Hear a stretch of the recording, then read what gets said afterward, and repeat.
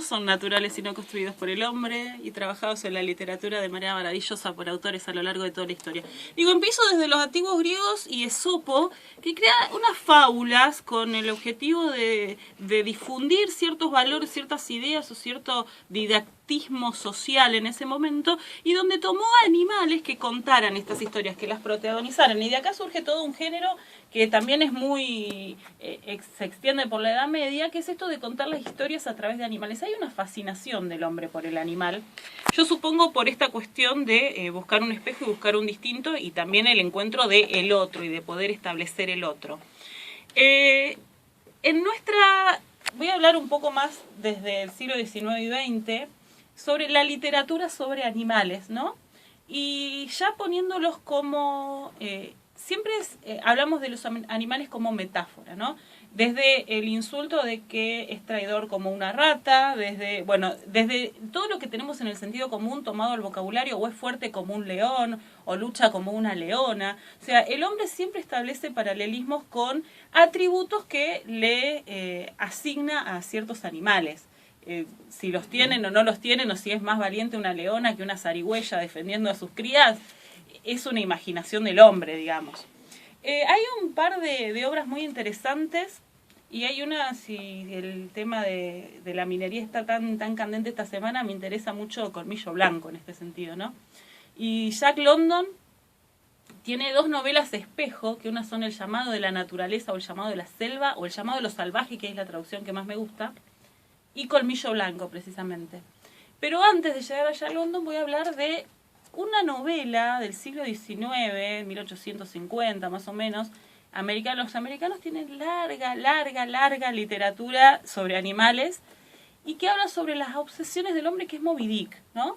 Y esta novela que es muy larga, muy naturalista, es casi un tratado de biología en partes, porque y un tratado de un montón de cosas, ¿no? Es muy positivista, bien al estilo del siglo XIX, cuenta, no sé, características del mar, de la navegación, de la pesca, bueno, de un montón de cuestiones que es casi científicas en su modo de ser descritas, pero sobre todo es la historia de un hombre, el capitán, que está llevando una tripulación para cumplir una misión, no sé qué, y se obsesiona en su venganza hacia esta ballena, a la que denomina Moby Dick en un momento, y toda esa lucha que se da por atrapar esa ballena, que no es más que una metáfora de la obsesión, y de la obsesión del hombre, ¿no? De un hombre tomado realmente por estas obsesiones. Me voy al siglo XX, a Hemingway, pienso en El viejo y el mar, en esa cuestión de cazar, de obtener, de perseverar en algo, y al punto de la obsesión. ¿Sí? ¿En Hemingway trabaja como obsesión o como la búsqueda de un sueño? Y en Hemingway no trabaja tanto como obsesión, en eso tenés razón, es más contemplativo, más idealizado. Sí, porque el personaje es un idealista. Claro, a eso. Me parece que hay una diferencia con Moby Dick, claramente, ¿no? sí, claramente, porque el capitán de Moby Dick es un asesino totalmente a sangre fría, y que está intentando en esa búsqueda saciar todos sus deseos de venganza y de... digamos, todos sus bajos instintos. Es el hombre contra la naturaleza, el hombre violento, ¿no? Exacto. Por otro lado, vemos historias de animales, todas las películas famosas de animales de los 70, de los 80, estaban basadas en libros, en novelas. Por ejemplo, Tiburón. Tiburón está basada en una novela. Lassie está basada en una serie de novelas. Flipper.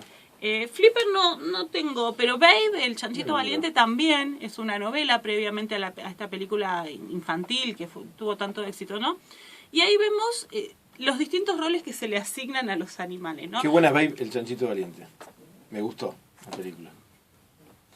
Y es una clara película de búsqueda y de aprendizaje, una novela de aprendizaje, ¿no? Sí. Está bien, tierna, ¿no? Es para es la transición, el viaje, el clásico viaje de cualquier novela. Bueno, Rebelión en la granja, ¿no? Inmediatamente se me viene a la mente. Totalmente. Bueno, ese es otro gusto.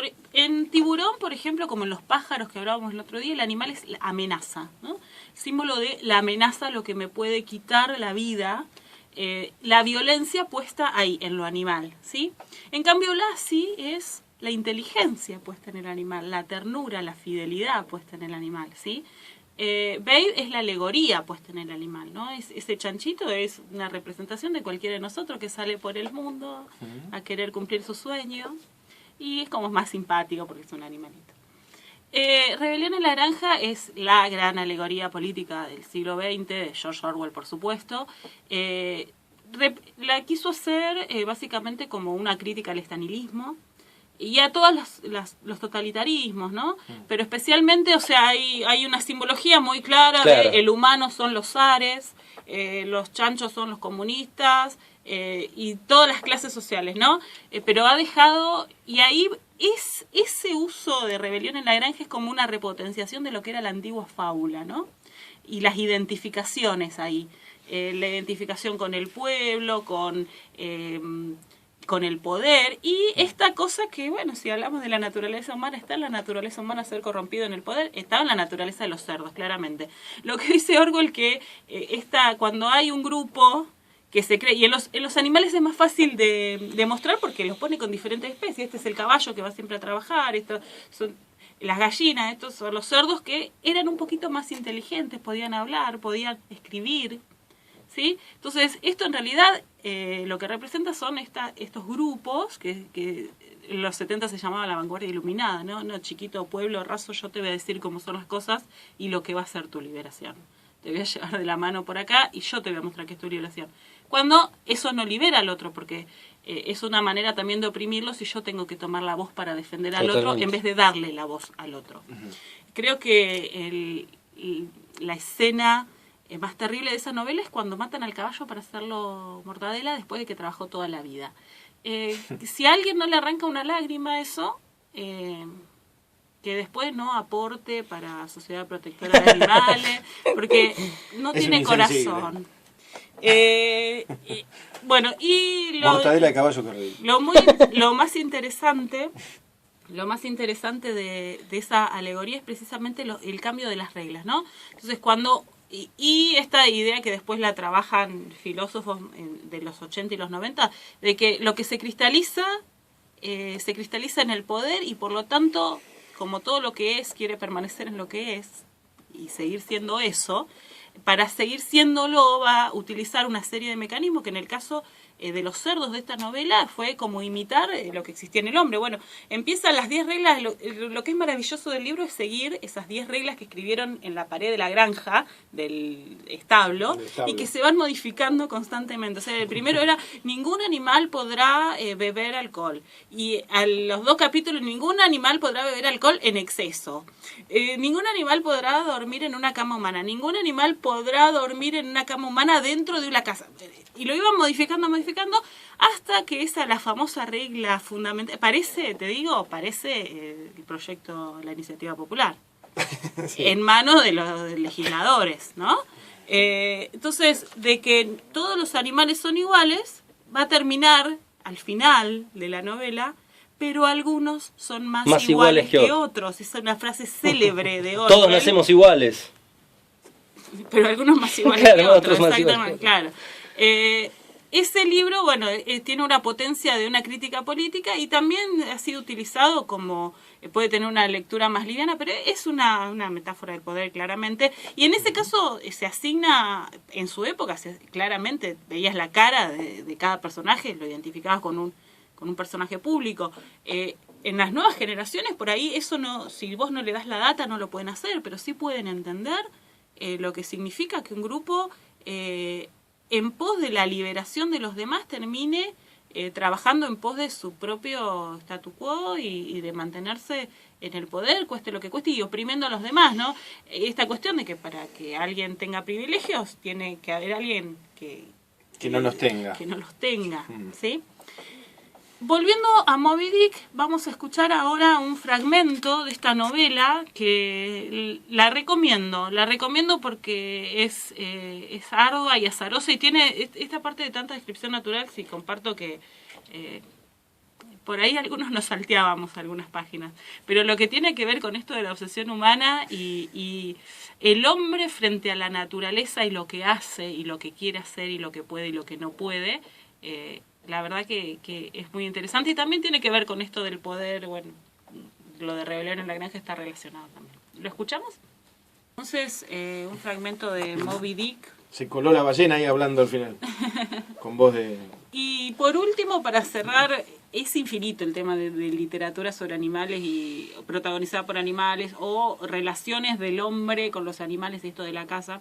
Pero hay dos novelas que son de Jack London del principio del siglo XX. Bueno, Colmillo Blanco es de 1906 y El llamado de lo salvaje es un poquito anterior. Las dos se desarrollan en Alaska. Y son novelas en espejo, en el sentido de que con El llamado de los salvajes se trata de un perro domesticado que por una serie de circunstancias queda alejado de sus dueños y tiene que atravesar los bosques de Alaska y tiene que reencontrarse con su naturaleza salvaje para sobrevivir. Es la historia de este perro, ¿no? Pero en el mundo humano, digamos, es una especie de como de Lassie en el sentido de que no es una historia donde los perros hablan y no es una fábula, sino es como la historia de ese perro, lo que pasa que sí, narrada por el perro, sabemos. Colmillo Blanco está narrada por el lobo también. Ahí está el animal domesticado que se tiene que reencontrar con su instinto, precisamente para poder en ese atravesar de los bosques, poder sobrevivir y vincularse, bueno, y todas las peripecias que le tocan vivir. Colmillo Blanco es exactamente al revés. Película que protagoniza, basada en este libro, ¿no? Ethan Hawke, justamente. Ethan Hawke. Que estamos hablando. Sí, muy linda película. No Sí. leí el libro, pero... El libro está narrado por Colmillo Blanco, que era precisamente un lobo, que desde muy pequeño es primero tomado por unos pescadores, llevado a una pequeña como comunidad, y en realidad la peripecia más larga de su vida es con unos buscadores de oro, ¿no? Que lo utilizan, siempre es un lobo quitado de la naturaleza, el lobo blanco es, que es utilizado para trabajo, ¿no? Tanto en la aldea de estos pescadores como después por los cazadores de oro. Su vida es como toda una serie de peripecias y también un camino de estar esclavizado. Esclavitud, ¿no? Absoluta. Y es como, digamos, el intento de domesticación precisamente de un animal que es reconocido como salvaje, porque los perros ya están para nosotros reconocidos como domésticos, ¿no? Los tenemos en ese plano. Por eso es tan interesante esto de que a un animal que por el hombre ya está concebido como doméstico, se lo vuelva a un entorno completamente no humano y tenga que recurrir a un reaprendizaje de sí mismo, ¿no? Como esto que le pasa a veces a estos leones o tigres que han tomado de pequeños algunas familias, los han criado y después se los quiere devolver a la naturaleza, se los comen crudos, así. O cuando se devuelve a veces a algún delfín, hay que hacer todo un seguimiento porque si lo criaste en una pileta a mar abierto, no es fácil después, ¿no? Hay todo un reaprendizaje de lo que tendría que haber sido en realidad su verdadero hábitat.